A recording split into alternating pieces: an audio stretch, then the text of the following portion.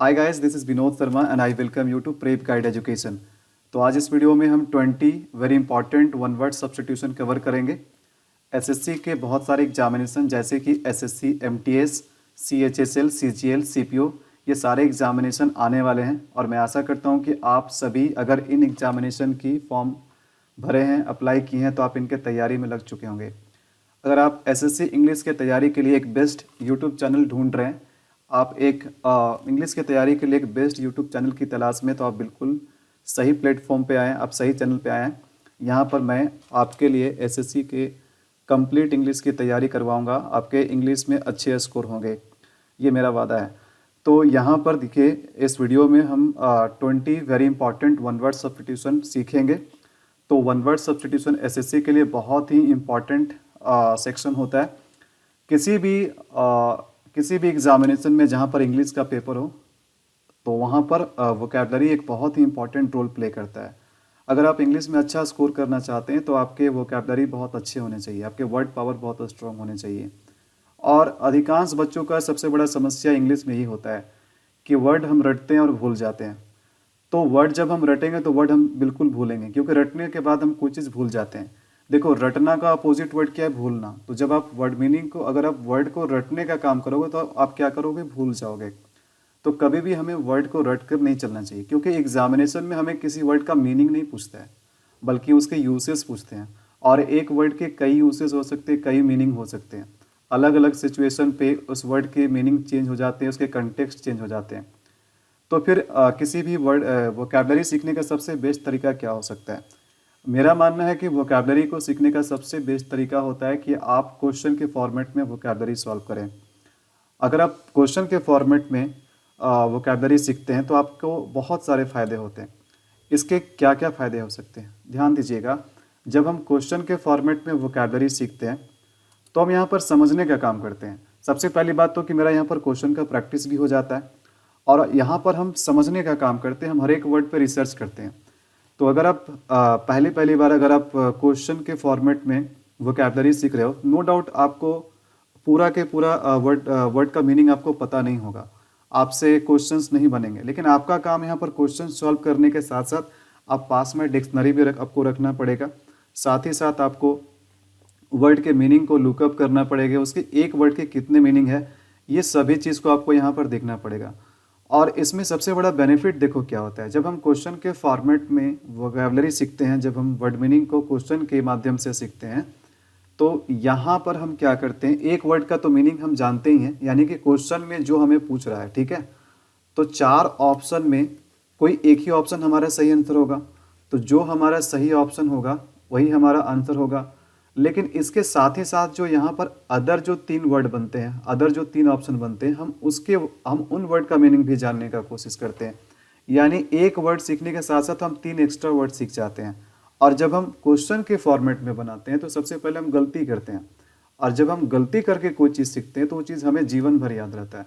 इसलिए क्वेश्चन के फॉर्मेट में वर्ड मीनिंग सीखना सबसे सही तरीका होता है।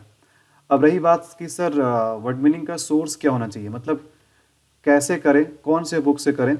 मेरा मानना है कि सबसे बढ़िया सोर्स होता है प्रीवियस ईयर।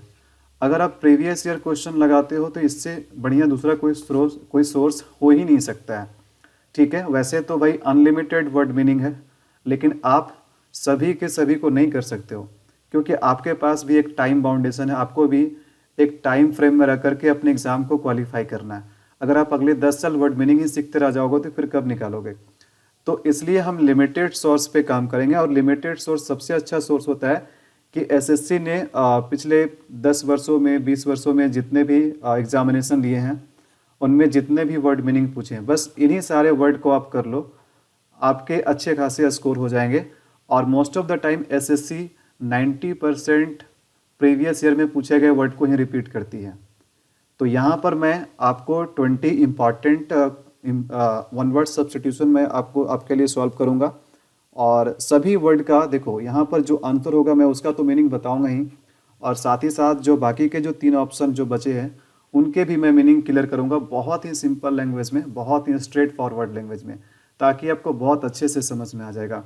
तो यहाँ से शुरू होता है हमारा पहला question, code of diplomatic etiquette and precedence. तो यहाँ पर देखो 4 ऑप्शंस हैं। इन 4 ऑप्शंस में से हमें उस करेक्ट ऑप्शन को चुनना है जो हमारे इस मीनिंग को पूरा कर रहा होगा। यानी कि इस चारों में से कौन सा ऐसा वर्ड है जिसका मीनिंग क्या है, जिसका मीनिंग है code of diplomatic etiquette and precedence. तो देखो सबसे पहले तो ये जो लिखा हुआ है इसको हम समझते हैं। कोड का मतलब क्या होता है? कोड का मतलब होता है कोई रूल, कोई पैटर्न। डिप्लोमेटिक का मतलब होता है कूटनीतिक। कूटनीतिक का मतलब क्या होता है? जब दो देश आपस में रिलेशन बनाए रखते हैं, आपस में अगर किसी तरीके के दो देश में मनमुटाव हुआ तो जो भी हम उसके लिए जो भी हम चाल चलते हैं, जो भी हम दांवपेच चलते हैं अपने रिलेशन को बरकरार रखने के लिए, ठीक है, इसमें ताकि हमारा भी फायदा हो उसका भी फायदा हो, ठीक है। तो इसी को हम बोलते हैं डिप्लोमेटिक। तो डिप्लोमेटिक के बाद एक वर्ड लिखा हुआ एटिकेट। एटिकेट का मतलब होता है शिष्टाचार। शिष्टाचार का मतलब क्या हुआ? कोड ऑफ कंडक्ट, मैनर्स, ठीक है। जैसे कहने का मतलब है कि जैसे आप अगर आपके सामने कोई ग्रेट पर्सनालिटी आ गए, कोई सीनियर आ गया, ठीक है, कोई आपसे बड़े हैं, तो आप उसको क्या करेंगे? उसको शिष्टाचार दिखाएंगे, है ना। और इसके बाद एक वर्ड है प्रेसिडेंस। तो प्रेसिडेंस का मतलब होता है प्रायोरिटी। तो कुल मिलाकर के इसका मतलब क्या हुआ? यानी जो भी हम कोड ऑफ कंडक्ट सेट करते हैं, ठीक है, डिप्लोमेटिक शिष्टाचार के लिए, तो उसे हम एक वर्ड में क्या कहते हैं? तो देखिए क्या हमारा पहला आंसर हो सकता है? देखो पहला देखो क्या स्टेट्समैनशिप है। तो स्टेट्समैनशिप का मतलब क्या होता है? स्टेट्समैनशिप का मतलब होता है शासन कला। यानी कि अगर आप, ठीक है, अगर आप शासन करने में कुशल हैं, अगर आप एक राजपाट संभालने में कुशल हैं, तो उसे हम क्या कहते हैं? स्टेट्समैनशिप। उसके बाद वर्ड आता है डिप्लोमेसी। डिप्लोमेसी का मतलब मैंने अभी बताया, डिप्लोमेसी डिप्लोमेटिक का नाउन का फॉर्म है, ठीक है, इसका मतलब होता है कूटनीति। और तीसरा हमारा ऑप्शन है, तीसरा हमारा जो ऑप्शन है ये है हायरार्की। हायरार्की का मतलब क्या होता है? हायरार्की का मतलब होता है उपक्रम, यानी कि क्लासिफिकेशन। जब हम किसी चीज़ को एक ग्रुप में रखते हैं, उसके इम्पोर्टेंस के हिसाब से अलग अलग ग्रुप में रखते हैं, एक श्रृंखला में रखते हैं, तो उसे हम बोलते हैं हायरार्की। जैसे अगर किसी कंपनी को ले तो कंपनी में देखो क्या होता है? वर्कर होता है, एग्जीक्यूटिव होता है, सीनियर एग्जीक्यूटिव होता है, मैनेजर होता है, ठीक है, सीनियर मैनेजर होता है, सीईओ होता है। तो इस तरीके से क्या होता है? उसके लेवल के हिसाब से हम क्या करते हैं? उसको एक श्रृंखला में रखते हैं, ठीक है, उसी को हम बोलते हैं हियरार्की। उसके बाद वर्ड आता है प्रोटोकॉल। तो देखो यहाँ पर हमारा इस क्वेश्चन का सही आंसर होगा प्रोटोकॉल। तो प्रोटोकॉल का मतलब ही होता है, ठीक है, code of diplomatic etiquette and precedence. तो ये वर्ड आप न्यूज़ में बहुत सुनते होंगे। जैसे कहने का मतलब है किसी भी देश का जो राष्ट्र अध्यक्ष है, जैसे अपने ही देश का प्रधानमंत्री या प्रेसिडेंट किसी दूसरे देश का दौरा करते हैं, तो वहाँ पर उन्हें एक प्रोटोकॉल में जाना होता है और सामने जो उनका मेहमान नवाजी करेंगे वो भी एक प्रोटोकॉल के तहत ही उनको वेलकम करेंगे। तो वहाँ का जो राष्ट्राध्यक्ष होगा वो खुद यहाँ के जो हमारे देश के प्रधानमंत्री है या प्रेसिडेंट है उनको रिसीव करने के लिए एयरपोर्ट नहीं जाएंगे। उनके लिए उनका, क्योंकि ये प्रोटोकॉल के तहत आता है कि उन्हें रिसीव करने के लिए या उन्हें सी ऑफ करने के लिए, उन्हें पहुँचाने के लिए खुद उस देश के राष्ट्राध्यक्ष नहीं जाएंगे, बल्कि उनके लिए कोई ऑफिसर्स होगा या मिनिस्टर्स इन वेटिंग होंगे, ठीक है। तो जो भी कोड ऑफ कंडक्ट बनाए जाते हैं, ठीक है, कैसे बिहेव करना है, कैसे मिलना है ना, कैसे अपने बातों को रखना है, तो ये सारे रूल्स जो कोड ऑफ कंडक्ट होते हैं इसी को हम कहते हैं प्रोटोकॉल। जैसे अगर आप इंटरव्यू देने जाते हो तो इंटरव्यू देने के लिए भी एक प्रोटोकॉल है, हाँ कि ना। जैसे कि आप अगर बेढंगे तरीके से चले जाते हो इंटरव्यू देने के लिए तो आप प्रोटोकॉल को तोड़ रहे हो। प्रोटोकॉल में रहने का मतलब है कि आपको फॉर्मेलिटी निभाना है। जैसे आप इंटरव्यू देने जा रहे हो तो आप एक ढंग का कपड़ा पहन करके जाओगे जो फॉर्मल दिखेगा, है ना, तो इसी को हम कहते हैं प्रोटोकॉल। तो यहाँ पर जो हमारा पहला क्वेश्चन का जो सही आंसर होगा, ये सही आंसर क्या है? सही आंसर है ऑप्शन 4 प्रोटोकॉल। बात नेक्स्ट क्वेश्चन। तो देखो अगला क्वेश्चन क्या है? To renounce a high position of authority or control. तो इसका मतलब क्या हुआ? रिनाउंस का मतलब होता है रिजाइन करना या आधिकारिक रूप से किसी चीज़ का घोषणा करना। तो भाई किस चीज़ का घोषणा करना? कि आप किसी उच्च पद पे बैठे हुए हैं तो आप उसको क्या कर रहे हैं? उसको छोड़ रहे हैं, उसको रिजाइन कर रहे हैं। तो यहाँ पर कौन सा ऐसा एक वर्ड है जिसका मतलब होता है आधिकारिक रूप से किसी पद को छोड़ना, यानी शासन को त्याग करना, राजपाट को त्याग करना। तो इस चारों ऑप्शन में से कौन सा हमारा सही ऑप्शन है? देखो अगर हम पहले ऑप्शन की बात करें तो पहला ऑप्शन में जो हमारा क्या लिखा हुआ? अबडक्ट। तो अबडक्ट का मतलब होता है अपहरण करना, किसी को किडनैप करना। ऑप्शन सेकंड में क्या है? देखो ऑप्शन सेकंड में अबैंडन। अबैंडन का सिंपली क्या मतलब होता है? छोड़ देना, ठीक है। और तीसरा हमारा क्या है, अबोर्ट है। अबोर्ट का मतलब होता है कि जब कोई भी चीज़ हमारे प्रोसेस में है और उसे कंप्लीट होने से पहले ही हम छोड़ देते हैं, त्याग देते हैं, तो उसे हम अबोर्ट कहते हैं, ठीक है। तो इसमें देखो डिफरेंस क्या है, अबंडन का सिर्फ मतलब होता है छोड़ देना, लेकिन अबॉर्ट का मतलब होता है कि कोई चीज़ अगर प्रोसेस में है, उसे कंप्लीट होने से पहले ही हम उसे डिक्लाइन कर देते हैं, छोड़ देते हैं, तो उसे हम अबॉर्ट कहते हैं। ऑप्शन 4 देखो क्या, ऑप्शन 4 हमारा सही आंसर है। तो इस क्वेश्चन का सही आंसर होगा एब्डिकेट। एब्डिकेट का मतलब होता है राजपाट का त्याग करना, ठीक है, गद्दी को छोड़ना, सिंहासन को छोड़ना, है ना। जैसे अभी क्या हुआ, यूएस में जो इलेक्शन हुए उसमें कौन जीते, उसमें जो बाइडेन जीते, ठीक है। तो भाई राजपाट को किसे छोड़ना पड़ेगा, ट्रम्प को राजपाट को छोड़ना पड़ेगा, ट्रम्प को एब्डिकेट करना पड़ेगा। तो तो क्वेश्चन नंबर 3 क्या कह रहा है, not to be moved by entreaty. तो इसका मतलब क्या हो, देखो not to be moved, not to be moved का मतलब होता है कोई भी फर्क नहीं पड़ना, ठीक है। यानी कि आप कितना भी इंट्रेटी कर लो, इंट्रेटी का मतलब होता है सीरियस रिक्वेस्ट या फिर अपील। यानी कि जब किसी ने कुछ डिटरमाइन कर लिया है, कोई चीज़ को ठान लिया है, तो फिर आप उसे रोक नहीं सकते, चाहे आप उसे कितना भी रिक्वेस्ट क्यों ना कर लो, ठीक है। जिसको हम बोलते हैं अनस्टॉपेबल, यानी जिसे रोकना मुश्किल हो। अब जैसे उसैन बोल्ट, देखो यहाँ पर उसैन बोल्ट क्या कर रहे हैं, दौड़ रहे हैं। तो एक बार जब ये डिटरमाइन हो गया कि इन्हें रेस जीतना है, तो रेस जीतना है, फिर बीच में आप इन्हें कितना भी रोकने की कोशिश कर लो, ये रुकने वाले नहीं है, ठीक है। तो हमें इसके लिए एक सिंगल वर्ड सही ऑप्शन को चुनना है जो इस मीनिंग को पूरा करेगा। क्या पहला ऑप्शन हो सकता है, पहला क्या, रिगरस है। रिगरस का मतलब होता है स्ट्रिक्ट, स्टर्न यानी कि कठोर, इसका मतलब क्या होता है, कठोर। तो ये ऐसा तो कुछ मीनिंग यहाँ पर नहीं है। क्या सेकंड ऑप्शन हो सकता है, सेकंड ऑप्शन है नेग्लिजेंट, और नेग्लिजेंट का मतलब होता है केयरलेस यानी लापरवाह, बेपरवाह लोग, है ना। और तीसरा हमारा क्या, इनएक्सोरेबल। इनएक्सोरेबल का क्या मतलब होता है, इनएक्सोरेबल का मतलब ही होता है जिसे आप रोक नहीं सकते, अनस्टॉपेबल, डिटरमिन्ड, है ना। तो इस क्वेश्चन का हमारा सही आंसर ऑप्शन 3 होगा। देखो डिस्पोटिक का क्या मतलब होता है, डिस्पोटिक एक एडजेक्टिव है जिसका मतलब होता है कि कोई भी रूलर है, कोई भी शासक है जिसके पास बहुत सारा पावर है, लेकिन वो अपने पावर को गलत तरीके से यूज करता है लोगों को डराने के लिए, ठीक है। जैसे हम क्रूर राजा बोलते हैं, क्रूर राजा की तरह। तो यहाँ पर हमारे क्वेश्चन नंबर 3 का सही आंसर क्या है, इनएक्सोरेबल। इनएक्सोरेबल का मतलब होता है अनस्टॉपेबल, ठीक है। Next question, an object or portion serving as a sample. तो कोई भी चीज़ यानी कोई भी छोटी सी वस्तु या उसका एक छोटा सा हिस्सा, छोटा सा भाग जो क्या काम करे, जो एक सैंपल के रूप में काम करे, ठीक है। सैंपल को हम हिंदी में क्या कहते हैं, सैंपल को हम हिंदी में कहते हैं नमूना, ठीक है। तो कोई भी एक ऐसा वर्ड हमें लेना है जो इस मीनिंग को पूरा करे। तो ऑप्शन 1 क्या है, स्पेसिफिकेशन है। स्पेसिफिकेशन का मतलब होता है किसी चीज़ का डिस्क्रिप्शन, है ना, उसका डिटेल। तो ये तो नहीं हो सकता हमारा आंसर, ये गलत है। क्या ऑप्शन बी हो सकता है, सेकंड ऑप्शन हो सकता है, सेकंड ऑप्शन भी नहीं हो सकता है, क्योंकि स्पेक्टिकर, स्पेक्टिकर का मतलब होता है शैडो, ठीक है, छाया। खास करके ऐसा चीज़, ऐसी छाया जो आपको डराने का काम करे, है ना। यानी कोई भी ऐसी घटना, कोई भी ऐसी चीज़ जो आपको बार बार परेशान करता हो, आपको बार बार डराता हो, फ्यूचर में भी आपको वो डराने का काम करता हो, ठीक है, जिसे हम प्रेत छाया कहते हैं। तो स्पेक्टिकर का मतलब क्या होता है, प्रेत छाया, यानी कोई भी ऐसा चीज़ जो आपको डराता हो। क्या ऑप्शन 3 हो सकता है, ऑप्शन 3 भी नहीं होगा, ये है स्पेक्टिकल। स्पेक्टिकल का मतलब होता है चारों ओर का दृश्य, सीनरी।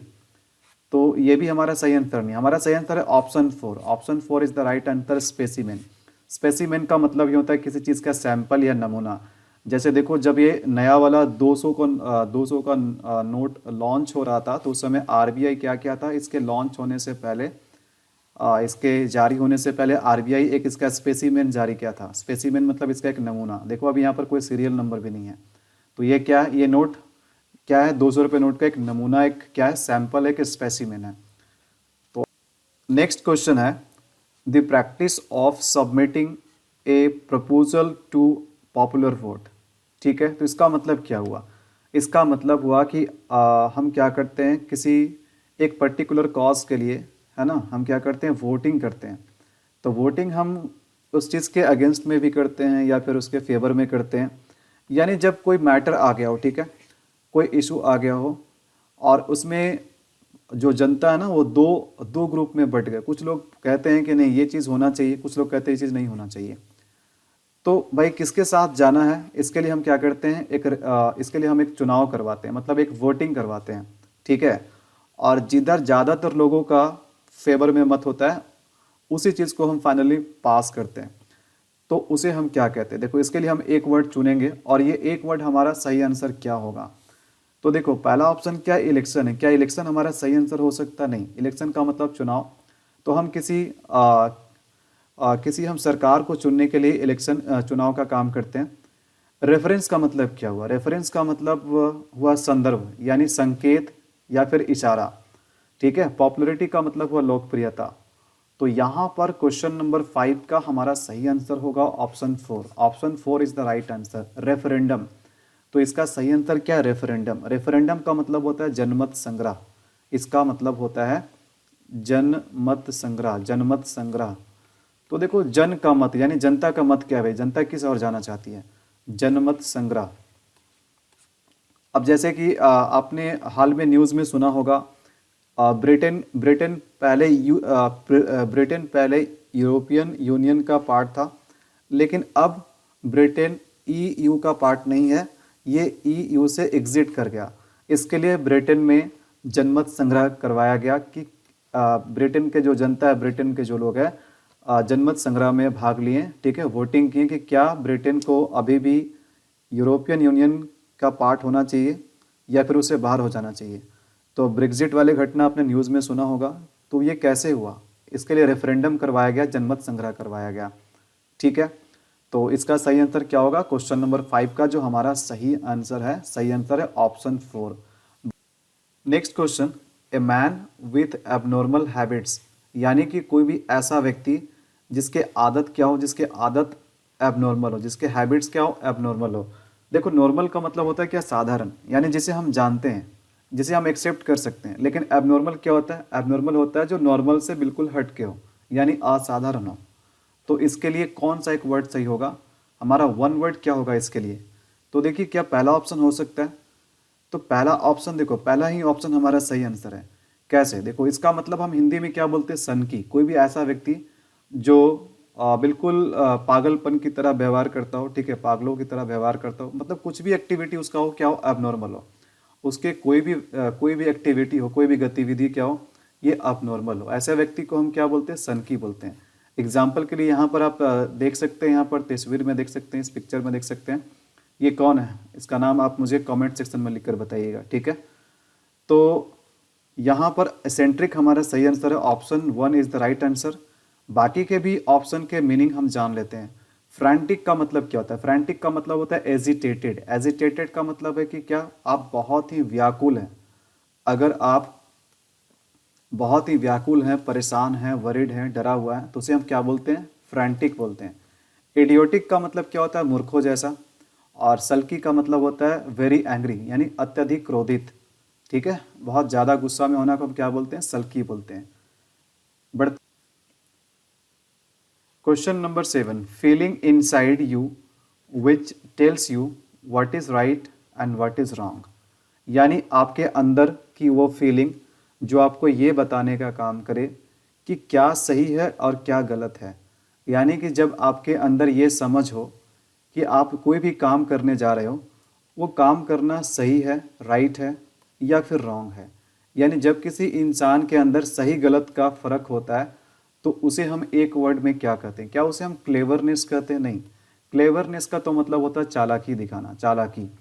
क्या हम उसे कंसाइंस कहते हैं, बिल्कुल conscience is the right answer. तो क्वेश्चन नंबर 7 का हमारा सही आंसर होगा ऑप्शन 2, कंसाइंस। कंसाइंस को हम हिंदी में बोलते हैं विवेक।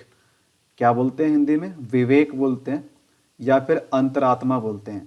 यानी कि जब आपके अंदर ये फीलिंग हो, अगर आप किसी को नुकसान पहुंचा रहे हैं, ठीक है, उसके साथ आप गलत व्यवहार कर रहे हैं, तो आपको ये फीलिंग होना चाहिए कि आप उसके साथ गलत कर रहे हो, ठीक है।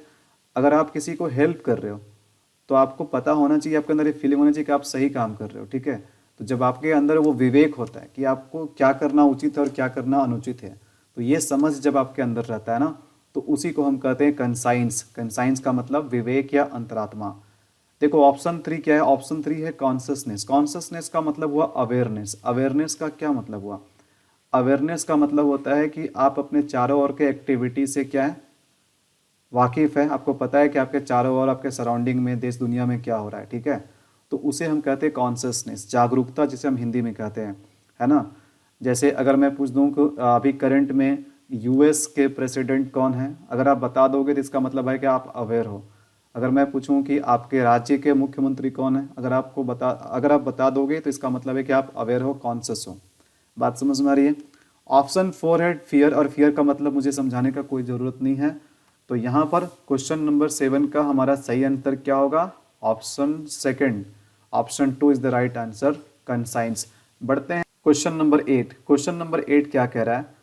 Release of a prisoner from jail on certain terms and condition. तो रिलीज का मतलब होता है छोड़ देना, किसी कैदी को जेल से छोड़ देना किसी सर्टेन टर्म्स एंड कंडीशन पे, यानी किसी कैदी को जेल से कुछ दिनों के लिए अवकाश दिया जाता है, कुछ दिनों के लिए उसे छोड़ा जाता है। तो इसके लिए कुछ टर्म्स एंड कंडीशन होते हैं, ठीक है। तो कुछ नियम और शर्त पे किसी कैदी को कुछ दिन के लिए जेल से छुट्टी दिया जाए, उसे अवकाश दिया जाए, तो उसके लिए एक शब्द क्या होगा, एक वर्ड में हम इसे क्या कहते हैं? कोई भी कैदी अगर अपना पूरा सज़ा नहीं भी काटा हो, फिर भी उसे कुछ दिनों के लिए जेल से रिलीज़ किया जाता है, उसे अवकाश दिया जाता है, उसे छुट्टी दिया जाता है। तो इसके लिए कई टर्म्स एंड कंडीशन है। वापस उसे जेल में आकर के अपने सज़ा को पूरा भी करना है ना। और ये उसी को मिलता है जिसके बिहेवियर में बहुत इम्प्रूवमेंट आया हो, जिसके कैरेक्टर में, है ना, बहुत इम्प्रूवमेंट आया हो। तो ऐसे स्थिति पे कुछ टर्म्स एंड कंडीशन के साथ किसी भी कैदी को जेल से रिलीज किया जाता है। जैसे संजय दत्त वाला केस आपने सुना होगा, है ना, इन्हें भी बहुत पैरोल पे छुट्टी मिला था। तो देखो यहाँ पर हमारा सही आंसर क्या होगा? पैरोल। तो पैरोल का मतलब होता है कुछ दिनों के लिए जेल से किसी कैदी को छोड़ देना। उसके बाद क्या आता है? सेकंड ऑप्शन पार्ले है। हमारा यहाँ पर सही आंसर क्या? ऑप्शन 1 है। सेकंड ऑप्शन का क्या मतलब है? पार्ले का मतलब होता है, ठीक है, सुलह कर लेना। सुलह का मतलब है कि जब दो पार्टी के बीच में, दो लोग के बीच में, है ना, डिसएग्रीमेंट हो किसी समस्या के वजह से, है ना, तो उस समस्या को सुलझाने के लिए जो लोग संधि करते हैं और जो वार्ता करते हैं उसे ही हम कहते हैं पार्ले। अगला वर्ड क्या है इसमें? पार्डन। पार्डन का मतलब होता है क्षमा करना, माफ कर देना। और एक्विटल, देखो एक्विटल एक्विट से बना, एक्विट का मतलब होता है दोष मुक्त कर देना, किसी को सजा माफ कर देना। नेक्स्ट है लॉस ऑफ मेमोरी। तो लॉस ऑफ मेमोरी को हम एक वर्ड में क्या कहते हैं? यानी याददाश्त का खो जाना, है ना, याददाश्त खो देना, इसे हम एक वर्ड में क्या कहते हैं? तो देखिए इसे हम एक वर्ड में क्या कहते हैं। देखो पहला ऑप्शन क्या है? पहला ऑप्शन है एम्ब्रोजिया। एम्ब्रोजिया का क्या मतलब होता है? एम्ब्रोजिया का मतलब होता है शहद, है ना। एम्ब्रोजिया का मतलब क्या होता है? शहद होता है। और सेकंड ऑप्शन हमारा क्या? सेकंड ऑप्शन है एमनेशिया। तो यहाँ पर इस क्वेश्चन के लिए हमारा सही आंसर होगा सेकंड ऑप्शन, एमनेशिया।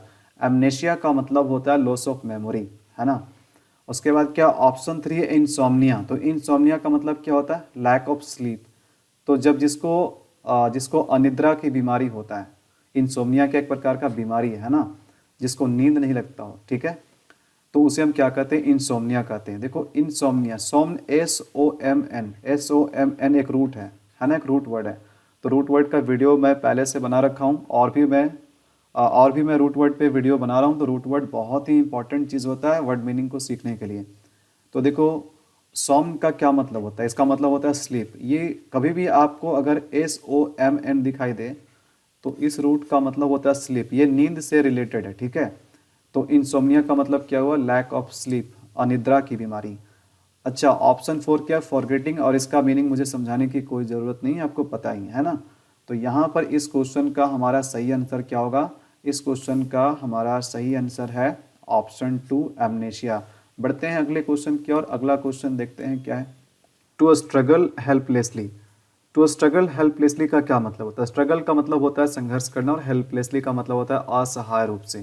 तो इसका सीधा मतलब क्या निकल रहा है? इसका मतलब निकल रहा है लड़खड़ाना। तो यहाँ पर चारों ऑप्शन में से कौन सा एक ऐसा वर्ड है जिसका मतलब होता है स्ट्रगल हेल्पलेसली, यानी कि लड़खड़ाना?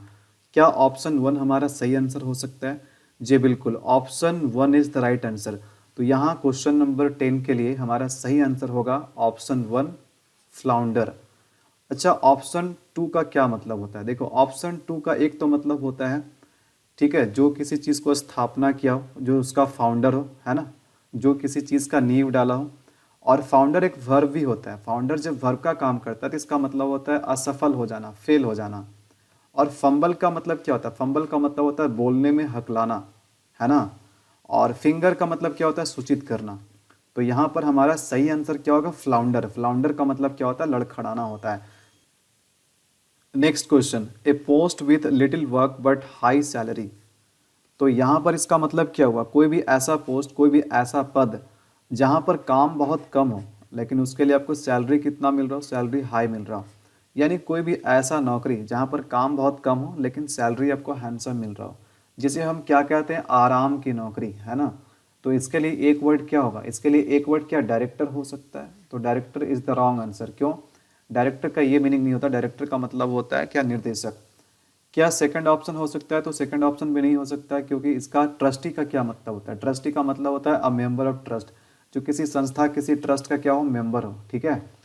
तो यहाँ पर क्वेश्चन नंबर 11 का हमारा सही आंसर होगा ऑप्शन 3, सिनेक्योर।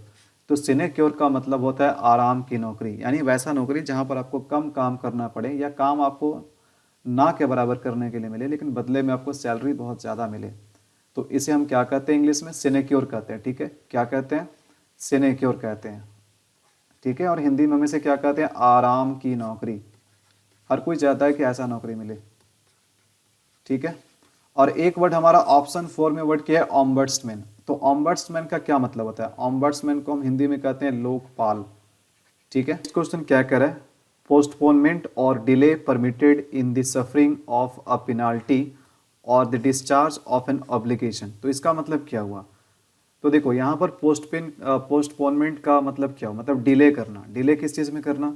यानी अगर किसी को कोई सज़ा दिया गया हो, किसी को ऊपर कोई पेनाल्टी लगाया गया हो, ठीक है, कोई पनिशमेंट दिया गया हो, लेकिन उसके पनिशमेंट को हम पूरा करने से पहले क्या करते हैं? उसको हम डिले करते हैं, मतलब उसमें मोहलत देते हैं। कुछ दिनों का हम क्या करते हैं? मोहलत देते हैं, है ना। कुछ दिनों का छूट देते हैं, मोहलत देते हैं। तो उसे हम एक वर्ड में क्या कहते हैं? यानी हम सीधे सीधे तौर पे एक शब्द में से मोहलत कह सकते हैं ना। आप कभी कभी कहते हो कि मुझे 1-2 दिन का मोहलत चाहिए, तो मोहलत को हम इंग्लिश में क्या बोलते हैं? यानी जब किसी को पनिशमेंट दिया गया हो लेकिन उसके पनिशमेंट में कुछ दिन का देरी किया जाए, उसको पोस्टपोन करके आगे टाल दिया जाए, ठीक है, डिले किया जाए, तो उसे हम क्या कहते हैं? मोहलत। तो उसे हम एक वर्ड में क्या कहेंगे? यहाँ पर कौन सा ऑप्शन हमारा सही आंसर होगा? तो ऑप्शन 1, पहला ऑप्शन हमारा सही आंसर है। रिस्पाइट का मतलब होता है मोहलत। तो यहाँ पर इस क्वेश्चन के लिए सही आंसर हमारा क्या होगा? ऑप्शन 1 होगा, रिस्पाइट। बाकी के वर्ड के मीनिंग भी हम जान लेते हैं। स्पायर का मतलब होता है मीनार, जैसे चार मीनार हो गया, ठीक है। मीनार क्या होता है? कोई भी टावर जैसा चीज़ है ना, उसको हम क्या बोलते हैं? जो पिलर होता है ना, जो बड़ा पिलर होता है उसे हम क्या कहते हैं? मीनार कहते हैं, जैसे चार मीनार हो गया। अच्छा, उसके बाद क्या एक ऑप्शन 3 में वर्ड जो हमारा क्या है? स्प्लर्ज है, ठीक है। तो स्प्लर्ज का मतलब क्या होता है? इसका मतलब होता है दिखावा, है ना, दिखावा। जैसे कहने का मतलब है कि आपने दिखावे के लिए एप्पल का फ़ोन ले लिया, बहुत महंगा फ़ोन ले लिया, जबकि आपके कोई ज़रूरत का नहीं है, केवल अपने दिखावे के लिए लिया। तो उसे हम क्या बोलते हैं? उस दिखावे को हम क्या बोलते हैं? इंग्लिश में स्प्लर्ज बोलते हैं। अगला वर्ड हमारा क्या? स्कॉर्च है। तो स्कॉर्च का मतलब होता है कोई भी ऐसा चीज़ जो किसी के मन में डर पैदा करे, या फिर कोई भी व्यक्ति जो किसी के मन में डर पैदा करे, उसे हम स्कॉर्च कहते हैं। आई होप कि आपको ये वर्ड समझ में आया। बढ़ते हैं अगले वर्ड की ओर। तो ये बहुत ही इंपॉर्टेंट वर्ड है, चलिए इसके बारे में जान लेते हैं।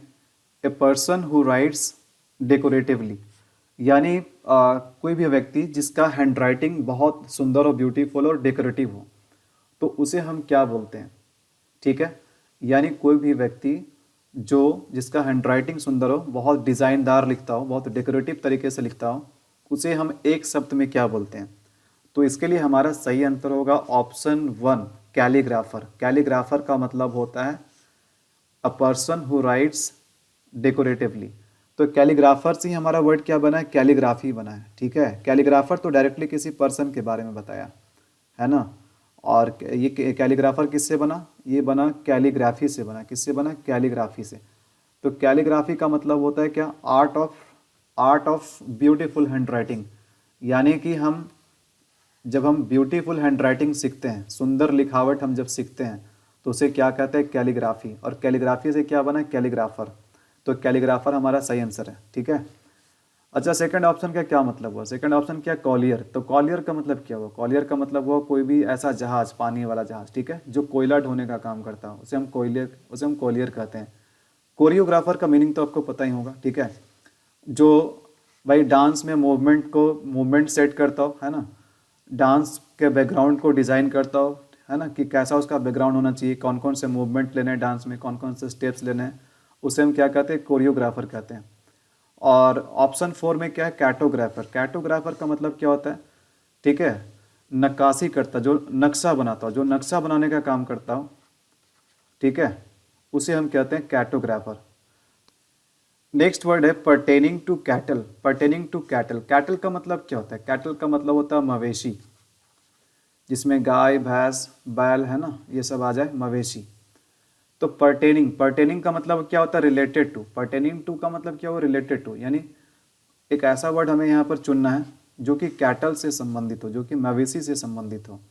तो इसके लिए हमारे पास कौन सा सही ऑप्शन होगा, क्या कैनाइन होगा क्या, तो कैनाइन हमारा सही आंसर नहीं है। देखो कैनाइन भी एक वर्ड है जो कि डॉग से रिलेटेड है, जो कि कुत्तों से रिलेटेड है।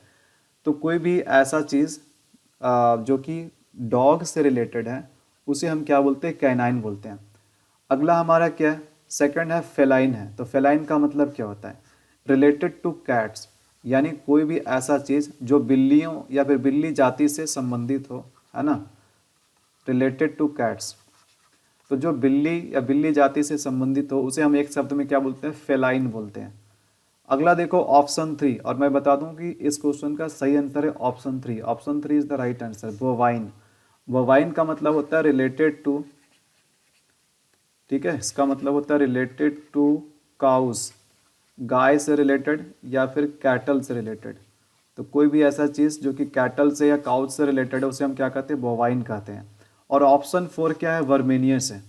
तो वर्मिनस का मतलब क्या होता है, वर्मिनस का मतलब होता है विषाक्त वर्ग के जंतु, यानी जहरीले जानवर, पॉइजनस एनिमल्स, इंसेक्ट्स, है ना, इसे हम क्या बोलते हैं, वर्मिनियस बोलते हैं, वर्मिनस बोलते हैं। आई होप कि आपको ये समझ में आ गया, और ये भी वेरी इंपॉर्टेंट वर्ड है, बहुत बार एसएससी ने इसको रिपीट किया है, इसको ध्यान से समझिएगा। बढ़ते हैं अगले वर्ड की ओर, क्वेश्चन नंबर 15। तो क्वेश्चन नंबर 15 क्या कह रहा है, to look at someone in an angry or threatening way, यानी जब हम किसी को गुर्रा कर देखते हैं, मतलब हम किसी को गुस्से की नज़र से देखते हैं या गुस्से में होकर के देखते हैं, ठीक है, तो उसे हम एक शब्द में क्या कहते हैं, क्रोधित होकर देखना, एक शब्द में क्या कहते हैं। तो इसका हमारा सही आंसर होगा ऑप्शन 1, ग्लोवर। ग्लोवर का मतलब होता है to look at someone in an angry or threatening way. तो ये हमारा सही आंसर है। ऑप्शन बी क्या, ऑप्शन बी यानी कि सेकंड ऑप्शन हमारा क्या, नौ। इसको इसे हम क्या पढ़ते हैं, नौ। नौ का मतलब होता है कुतरना। जैसे दीमक होते हैं ना, दीमक, टर्माइट्स, टर्माइट्स क्या करते हैं, वुडन फर्नीचर को क्या करते हैं, उसे कुतर देते हैं, है ना, जैसे बोलते हैं दीमक लग जाना, तो नो क्या करते हैं, उसे कुतरने का काम करते हैं। नैश, उसके बाद हमारा तीसरा ऑप्शन क्या है, नैश है। नैश का मतलब होता है दांत पीसना। जब आप दांत पीसने का काम करते हो ना, अपने एक दांत, अपने ऊपर वाले दांत को नीचे वाले दांत पे आप रगड़ते हो, फ्रिक्शन करते हो, ठीक है, उसे हम क्या कहते हैं, नैश कहते हैं। अच्छा, ऑप्शन 4 क्या, ग्राइंड। तो ग्राइंड का मतलब मुझे समझाने का जरूरत नहीं, इसका मतलब पीसना होता है, इसका मतलब केवल पीसना होता है। जब दांत पीसते हैं तो उसे हम नैश कहते हैं। और नो का मतलब होता है कुतरना, ठीक है। और इस क्वेश्चन का हमारा सही आंसर होगा ग्लोवर। ग्लोवर का मतलब होता है किसी को क्रोधित होकर के देखना। जैसे आप देखो यहाँ पर इस फोटो में देख सकते हो, ठीक है, ये कैसे दिख रही है, ये हंसकर देख रही है, फिर क्रोधित होकर देख रही है, ठीक है। तो आई होप कि आपको ये वर्ड समझ में आया। बढ़ते हैं अगले वर्ड की ओर, let's see what is the next word. तो देखो क्वेश्चन नंबर 16 में क्या दिया हुआ है, deviation from the right course. Right course का मतलब क्या हुआ कि जहां आपको जाना है वहां आप नहीं जाते हैं, उसे आप डेविएट कर देते हैं। डेविएट करने का मतलब क्या, भटक जाते हैं। जैसे बोलते हैं ना कि मति मार दिया है, उस व्यक्ति को मति मार दिया है। मति मार दिया का मतलब क्या, अपने राह से, अपने उचित राह से भटक गया। तो जब आप अपने उचित राह से, अपने राइट कोर्स ऑफ एक्शन से जब आप भटक जाते हैं तो उसे हम एक वर्ड में क्या बोलते हैं। क्या इमेजिनेशन इसका सही आंसर होगा, बिल्कुल नहीं। इमेजिनेशन का तो मतलब होता है कल्पना करना, ये तो भटकने से रिलेटेड नहीं है। सेकंड होगा क्या, अमेलगेमेशन। तो अमेलगेमेशन का मतलब होता है इकट्ठा करना, किसी चीज़ को एक जगह जुटाना, इकट्ठा करना, तो ये भी नहीं होगा। क्या इल्यूमिनेशन का मतलब होगा, नहीं। इल्यूमिनेशन का मतलब होता है, ठीक है, लाइटिंग करना, प्रज्वलित करना, तो ये भी हमारा सही नहीं है। सही हमारा आंसर होगा, ठीक है, एबरेशन। तो एबरेशन का मतलब होता है मति मार देना, ठीक है, मति मारा हुआ। अपने राइट कोर्स ऑफ एक्शन से भटक जाना। इसका मतलब क्या होता है? Deviation from the right course. तो हमारा इसका सही आंसर क्या होगा? क्वेश्चन नंबर 16 का सही आंसर होगा aberration. Next, words uttered impiously about God. तो देखो इसका मतलब क्या है? अटर का मतलब क्या होता है? कहना, कुछ बोलना। ठीक है, किसके बारे में बोलना? गॉड के बारे में बोलना। गॉड के बारे में बोलना या किसी रिलीजन के बारे में बोलना, है ना। गॉड के बारे में, किसी रिलीजन के बारे में बोलना। भाई कैसे बोलना? इम्पायसली। इम्पायसली का मतलब होता है अपशब्द बोलना। ठीक है, अपवित्र रूप से कुछ बोलना, इम्पायसली। तो जब हम किसी धर्म की या किसी भगवान की हम निंदा करते हैं, ठीक है, उसके लिए हम अपमानजनक बातें बोलते हैं, तो उसे हम एक वर्ड में क्या कहते हैं? तो क्या इसके लिए हमारा ऑप्शन 1 सही होगा? Amoral is the right answer? नहीं। तो यहाँ पर हमारा पहला आंसर नहीं हो सकता है, पहला यहाँ पर आंसर नहीं हो सकता है। तो सही आंसर क्या होगा? अमोरल हमारा सही आंसर इसलिए नहीं हो सकता है क्योंकि अमोरल का मतलब होता है जो कि मोरल ना हो, जो कि जिसको सही गलत से कुछ भी लेना देना ना हो, वैसे व्यक्ति को क्या बोलते हैं हम? अमोरल बोलते हैं। क्या सेकंड ऑप्शन हमारा होगा? बिल्कुल नहीं। ये फिलॉसफी। फिलॉसफी का मतलब क्या होता है? फिलॉसफी का मतलब होता है जीवन, इस धरती, इस दुनिया, इस लाइफ से जुड़े हुए बातें। ठीक है, फिलॉसफी जिसको हम दार्शनिक बोलते हैं। तो फिलॉसफी भी नहीं होगा। क्या 3 होगा? 3 भी नहीं होगा। इसका मतलब लॉजिक। लॉजिक मतलब क्या? तर्क। तो इसका हमारा सही आंसर है ब्लास्फेमी। क्या है? ब्लास्फेमी। ब्लास्फेमी का मतलब होता है किसी हम गॉड, ठीक है, या किसी धर्म का जब हम निंदा करते हैं, उसके लिए अपशब्द का प्रयोग करते हैं, तो उसे हम कहते हैं ब्लास्फेमी। तो हमारा क्वेश्चन नंबर 17 का सही आंसर होगा blasphemy. And this word is also very important. ठीक है, एसएससी के लिए ये भी वर्ड बहुत इंपॉर्टेंट है, बार बार रिपीट किया है। तो आइए अब हम क्वेश्चन नंबर 18 जानते हैं। तो यहाँ पर एक ही वर्ड दिया हुआ और इसी के लिए हमें एक वर्ड ढूंढना है। ठीक है, ये वर्ड क्या है? क्विबल है। तो क्विबल का मतलब क्या होता है? तो यहाँ पर हम देखेंगे क्या हमारा पहला ऑप्शन हो सकता है? तो पहला ऑप्शन बिल्कुल नहीं होगा। ठीक है, इसलिए नहीं होगा क्योंकि क्विबल का मतलब क्या होता है? क्विबल का मतलब होता है घुमा फिरा कर बात करना, यानी इधर उधर की बातें करना। जब हम सच को छिपाने के लिए, ठीक है, इधर उधर की बातें करते हैं, तो उसे हम क्या कहते हैं? क्विबल कहते हैं। तो कौन सा ऐसा वर्ड है जिसका मीनिंग होगा क्विबल? ठीक है, यानी कि घुमा फिरा कर बातें करना। तो पहला देखो, पहला ऑप्शन क्या है? Pre meditate. तो प्री मेडिटेट का मतलब क्या होता है? प्री मेडिटेट का मतलब होता है हम किसी चीज़ पे पहले से विचार करते हैं उसे। ठीक है, उसे हम प्री कंसिडर करते हैं। पहले हम किसी चीज़ पे जब विचार करते हैं तो उसे बोलते हैं प्री मेडिटेट। ऑप्शन देखो, ऑप्शन सेकंड हो सकता है क्या? ऑप्शन सेकंड भी नहीं होगा। क्यों? क्योंकि इसका मतलब देखो, प्री नॉमिनेट, प्री नॉमिनेट का मतलब होता है किसी चीज़ को पहले से निर्धारित करना, पहले से फिक्स करना। तो यहाँ पर क्वेश्चन नंबर 18 का जो हमारा सही आंसर होगा ना, ये होगा option 3। Option 3 is the right answer. Prevaricate. तो प्री वेरिकेट का मतलब होता है घुमा फिरा कर बातें करना, इधर उधर की बात करना। अब ये देखो, ये लड़का जो बात कर रहा है ना, ये घुमा फिरा कर बात कर रहा है, इसलिए नज़र से नज़र मिला करके बात नहीं कर रहा है। ठीक है, तो जब कभी भी कोई व्यक्ति इधर उधर की बात करे, सच से बचने के लिए, सच को छुपाने के लिए, तो उसे हम कहते हैं क्विबल। और उसके लिए दूसरा वर्ड हमारा क्या है? प्री वेरिकेट। ठीक है, तो option 3 is the right answer. But तो देखो, ये भी बहुत ही इंपॉर्टेंट क्वेश्चन है। एसएससी इस वर्ड को बार बार रिपीट करती है। देखो इसका मतलब क्या? देखो क्या बोल रहा है? One who compiles a dictionary, यानी वैसा व्यक्ति जो डिक्शनरी कंपाइल्स करता हो, यानी डिक्शनरी बनाता हो, डिक्शनरी लिखता हो, ठीक है, एडिट करता हो, उसे हम क्या कहते हैं? क्या उसे हम जियोग्राफर कहते हैं? तो जियोग्राफर बिल्कुल भी हमारा सही आंसर नहीं होगा, क्योंकि जियोग्राफर का मतलब क्या हुआ? वैसा व्यक्ति जो जियोग्राफी में एक्सपर्ट हो, जो भूगोल में एक्सपर्ट हो। तो ये तो हमारा सही आंसर नहीं हो सकता। इसका हमारा सही आंसर होगा second. Option second is the right answer, lexicographer. Lexicographer का मतलब क्या होता है? One who compiles a dictionary, one who rights and edits a dictionary. तो जो डिक्शनरी तैयार करता हो, डिक्शनरी, ठीक है, डिक्शनरी कंपाइल करता हो, उसे हम एक शब्द में क्या कहते हैं? लेक्सिकोग्राफर। लैपिडिस्ट का मतलब क्या होता है? लैपिडिस्ट का मतलब होता है वैसा व्यक्ति जो पत्थर में नक्काशी करता हो। ठीक है, और ऑप्शन 4 क्या है? लिंग्विस्ट। लिंग्विस्ट का मतलब होता है वैसा व्यक्ति जिसे बहुत सारे फॉरेन भाषाओं का जानकारी हो, भाषा वैज्ञानिक हम इसे कह सकते हैं। वन वर्ड सब्स्टिट्यूशन क्या है? Question number 20, a test in which cells from diseased organs are removed and tested. तो देखो क्या बोल रहा है, मतलब कोई भी सेल्स, सेल मतलब क्या होता है? कोशिका, जो कि किसी डिजीज्ड पार्ट से है ना, कोई भी ऑर्गन है जो कि क्या हो गया? खराब हो गया, सड़ गया, ठीक है, या पर वहाँ पर कोई भी इन्फेक्शन है, तो उस पार्ट से जब सेल को निकाला जाता है, कुछ सेल्स वहाँ से निकाले जाते हैं, ठीक है, किस लिए? टेस्टिंग के लिए, यानी किसी स्पेसिफिक रोग का पता करने के लिए कि वो चीज़ है कि नहीं है, तो उसे हम क्या कहते हैं? तो इसका हमारा सही आंसर होगा बायोप्सी।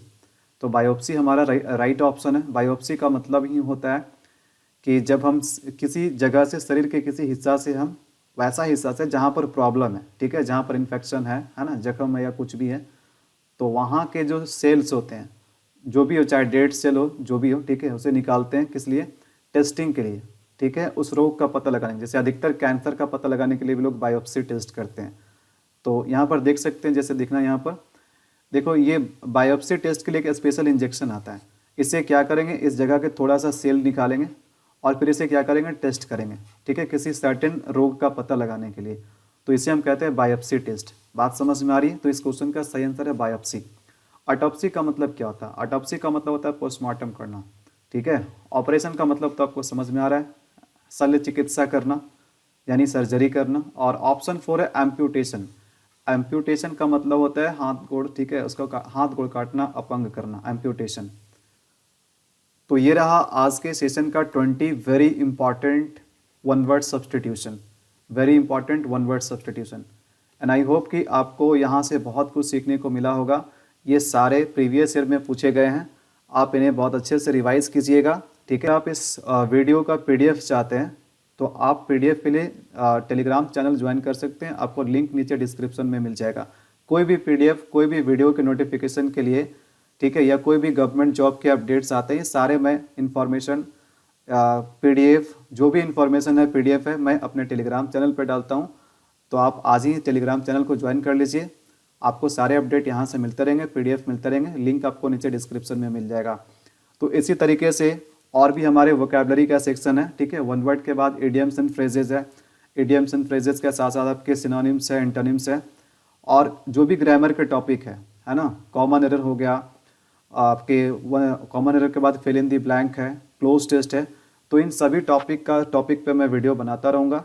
आप इस चैनल से जुड़े रहिए। अगर आप इस चैनल पे नए हैं, पहली बार आए हैं, तो आप इस चैनल को सब्सक्राइब जरूर कीजिए और कोशिश कीजिएगा इस वीडियो को ज़्यादा से ज़्यादा शेयर करने के लिए, ताकि और लोगों को भी फ़ायदा हो।